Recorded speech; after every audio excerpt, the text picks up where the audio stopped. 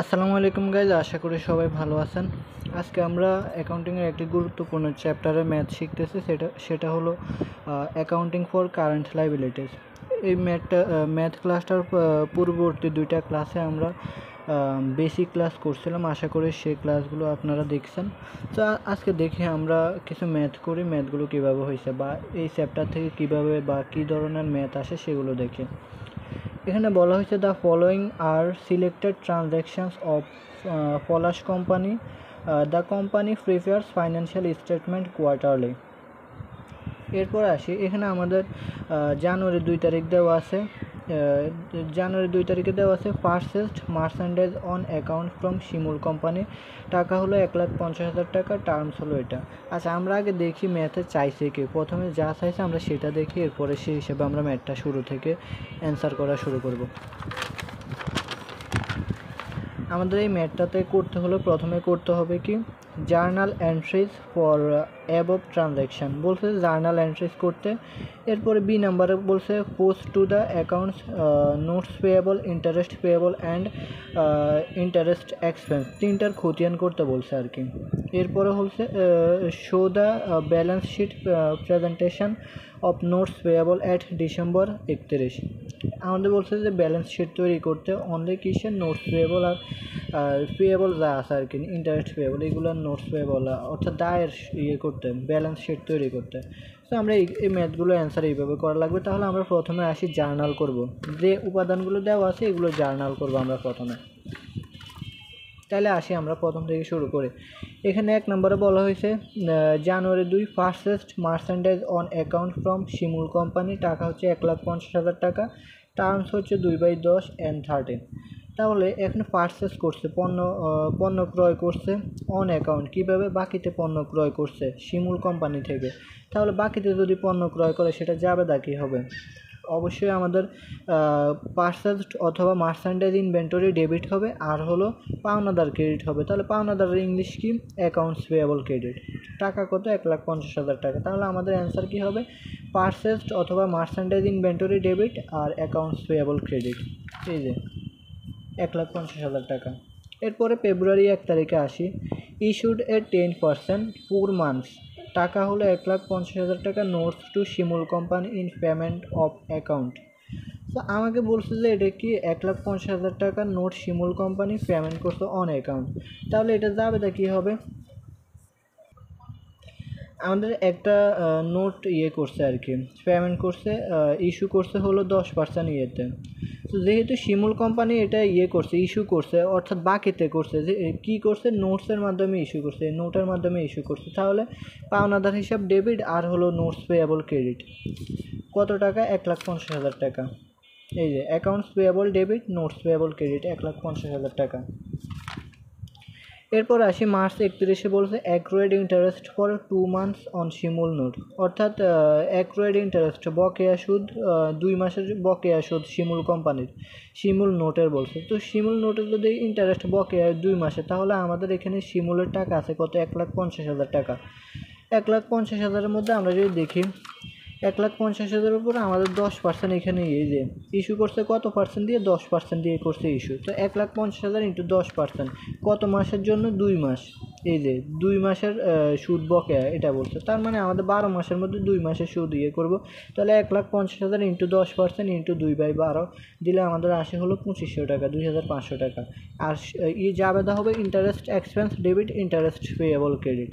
যেহেতু বলছে accrued interest, তার মানে বকেয়া সুদ, এটা জাবেদা কী হবে, interest expense debit, interest payable credit, 2 মাসের সুদ। কিসের উপর, এই যে শিমুল নোট, যেহেতু বলছে শিমুল নোট আমাদের এখানে কত আছে, 1,50,000 টাকা আছে, 10%, এই যেটা ইস্যু করছে সেটার উপরে আর কি।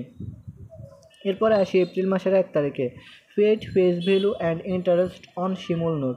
আমাদেরকে বলছে টাকা পরিশোধ করছে, ফেস ভ্যালু মানে অভিহিত মূল্য বা লিখিত মূল্য, যেটা 1,50,000 টাকা, এটাও পরিশোধ করছে।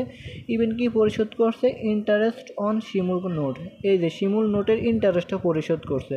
তাহলে আমাদের জাবেদা কী হবে, আগে যেহেতু ইন্টারেস্ট আমাদের এখানে বকেয়া হয়েছে সেটাও এখন পরিশোধ করছে, তার মানে দায় কমে গেছে। এখন তাহলে আমাদের ফেস ভ্যালু পরিশোধ করলে আমাদের কী হবে, দায় কমবে, accounts payable debit. At first আসে অ্যাকাউন্টস অ্যাকাউন্টস না, মানে যেহেতু নোট আমাদের এখানে আছে, এটা শিমুল নোট বলছে, তার মানে নোটস পেয়েবল ডেবিট হবে। নোটস পেয়েবল ডেবিট 1,50,000 টাকা, ইন্টারেস্ট পেয়েবল ডেবিট 2,500 টাকা। আগে ইন্টারেস্ট পেয়েবল কী আসছিল, ক্রেডিট আসছিল 2,500 টাকা, কারণ আগে ইন্টারেস্ট পেয়েবল আমাদের দায় ছিল, আর এখন আমাদের দায় কমে গেছে, সেহেতু ডেবিট হয়েছে। আগে দায় বাড়ছে সেই জন্য ক্রেডিট হয়েছে, এখন দায় কমে গেছে সেজন্য ইন্টারেস্ট পেয়েবল আমরা ডেবিট করছি 2,500 টাকা। তাহলে ক্যাশ কত কমতেছে, 1,52,500 টাকা। কীভাবে, এখন আমাদের যেহেতু সুদ আর ইন্টারেস্টটা মূল টাকার সুদ দুইটাই পরিশোধ করা লাগতেছে, একসাথে পরিশোধ করে দিছি, পেড করছে, তাহলে এখন আমাদের ক্যাশ কত কমতেছে, টোটাল 1,52,500 টাকা। এটাই বুঝেছে, আমরা ফেস ভ্যালু পরিশোধ করছি, এরপরে সুদও পরিশোধ করছি নোটস পেয়েবলে, এটা আমরা পরিশোধ করে দিছি। এখন আসি জুলাই 1 তারিখে আবার বলছে purchase equipment from Shiuli company paying টাকা 1,10,000 in cash and sign a 10%, 3 month টাকা 2,50,000 টাকা নোট, 2,50,000 টাকা নোটে আর হলো 1,10,000 টাকা ক্যাশের মাধ্যমে কী করছে, পে করছে শিউলি কোম্পানিকে আর কি। কিসের কারণে, পণ্য এই যে ইকুইপমেন্ট ক্রয় করার কারণে পারচেজ ইকুইপমেন্ট করছে, কত টাকা, তাহলে ক্যাশে পরিশোধ করছে 1,10,000 টাকা। তাহলে আমাদের জাবেদা হবে কি, ইকুইপমেন্ট ডেবিট, এই যে ইকুইপমেন্ট ডেবিট 3,60,000 টাকা। আমরা যদি দেখি নোটের মাধ্যমে পরিশোধ করছে 2,50,000 টাকা, এই যে নোটের মাধ্যমে 2,50,000 টাকা, আর হলো ক্যাশ পরিশোধ করছে 1,10,000 টাকা। এই যে ইন ক্যাশ 1,10,000 টাকা ক্যাশে পরিশোধ করছে, আর 2,50,000 টাকা নোটে পরিশোধ করছে। তাহলে আমরা ইকুইপমেন্ট ক্রয় করার কারণে কত টাকা টোটাল পরিশোধ করছে, 3,60,000 টাকা, এটা যোগ করলে 3,60,000 টাকা। তাহলে ইকুইপমেন্ট আমরা ক্রয় করছি 3,60,000 টাকা, ইকুইপমেন্ট ডেবিট 3,60,000 টাকা। ক্যাশ কত কমছে আমাদের, ক্যাশ আমরা নগদে পরিশোধ করছি হলো 1,10,000 টাকা, আর 2,50,000 টাকা নোটের মাধ্যমে দিছি, সেটা ব্যাংক থেকে যায় আর কি, বিষয়টা এরকম। তাহলে আমাদের ক্যাশের মাধ্যমে পরিশোধ করছি মাত্র 1,10,000 টাকা, কিন্তু আমরা সম্পদ কিনছি কত টাকা, টোটাল 3,60,000 টাকা, ক্যাশে পরিশোধ করছি 1,10,000 টাকা। তো ইকুইপমেন্ট ডেবিট 3,60,000 টাকা, ক্যাশ ক্রেডিট 1,10,000 টাকা, আর নোটস পেয়েবল ক্রেডিট কত, 2,50,000 টাকা। এটা আমাদের জন্য দায়, যেহেতু আমরা এটা নোটস পেয়েবলের মাধ্যমে পরিশোধ করব বলছি, তো এটা আমাদের জন্য দায় আর কি, নোটস পেয়েবল করা, নোটস পেয়েবল একটা দায়, যেহেতু পেয়েবল বলছে। সো আমাদের জন্য একটা দায় হলো 2,50,000 টাকা, যার কারণে notes payable credit. Equipment debit 3,60,000 টাকা, ক্যাশ ক্রেডিট 1,10,000 টাকা, আর নোটস পেয়েবল ক্রেডিট কত, 2,50,000 টাকা। এখানে 3,60,000, এখানে 3,60,000 টাকা। নোটের মাধ্যমে পরিশোধ করলে সেটা দায় হবে, মানে এটা পরে পরিশোধ করবে এরকম আর কি। এখন আসি 30 তারিখে আমাদের কি বলছিলেন, accrued interest for 3 month on Shiuli note.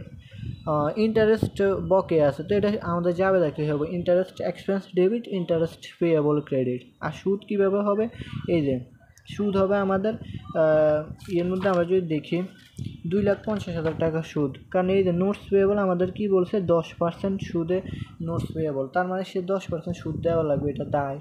So সে দায় হলে আমাদের 2,50,000 উপর 10% সুদ আছে, তো 2,50,000 10% সুদ, আর হলো 3 মাস, তাহলে 3/12, আর হলো 2,50,000 ইন্টু 10%, এই যে 2,50,000 ইন্টু 10%, এরপরে 3/12 দিলে আমাদের আসলে 6,250 টাকা, এই যে 6,250, এটা হলো interest expense debit, interest payable credit.